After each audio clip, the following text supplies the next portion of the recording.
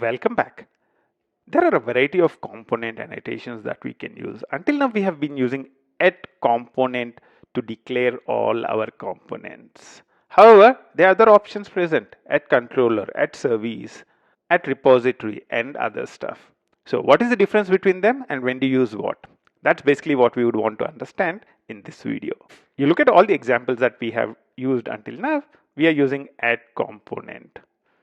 If we look at the stereotype package, there are other stuff: component, controller, and repository and service.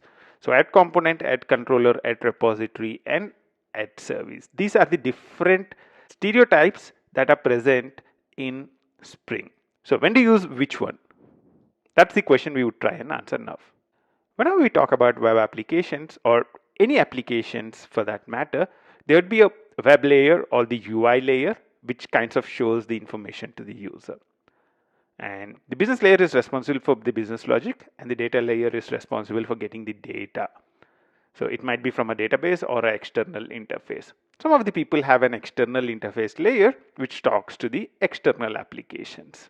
At component is very generic. So in any of these stuff, if you're not sure if something belongs to one of the layers, then you can use a at component.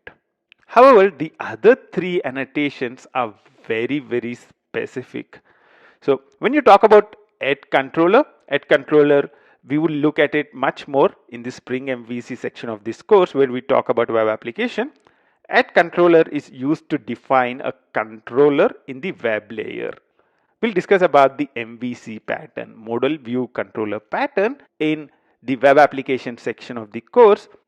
We will understand that the controller plays a crucial role in making sure that the model is populated and the right view is rendered. When it comes to the business layer, we are supposed to use the at service annotation. When it comes to the data layer, we are supposed to use the at repository annotation. So basically, except for at component, the remaining three annotations are specific to the layer.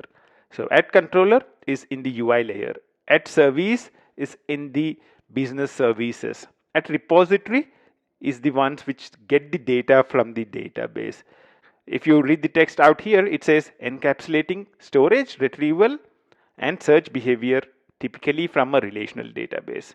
So it's typically from a relational database, but also it can be from a big data store or anywhere you would want to get the data from. So at repository is related to getting the data, at service is related to business logic, and at controller is related to the controller in the MVC pattern. Let's look at an example. Now let's go into the scope. The person DAO, if we look at it right now, we are using at component, but DAO is supposed to be getting the data from the database. So it should be a at repository. Organize the inputs and we are good. Now, if I run the scope application, you'd see that it's working as usual.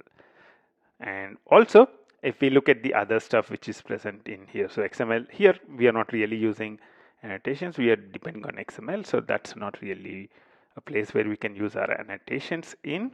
You have the component DAV. This can also be a at repository because it's getting data from the database. Let's organize the inputs. If we look at the basic example that we were using, the binary search IMPL, this is business logic, right? So this kinds of determines how to do the search. That's kind of business logic. So you can actually use at service in here. And even the algorithms are kinds of services. So you can actually call them services as well. So anything in the business logic, anything that provides business logic is an service, at service, and anything that is kind of talking to the database is a at repository. You'd see that when you run these examples, there is no change in terms of the functionality as such. So if I run the basic application right now, it would run as usual perfectly fine. So now the question you might be asking is, if there is no change in functionality, why should I use a specific annotation? Why should I call this a service? Why should I call the other one at repository? One of the things which we'll look at in the AOP section is that you can identify the annotation and add functionality over to that specific thing.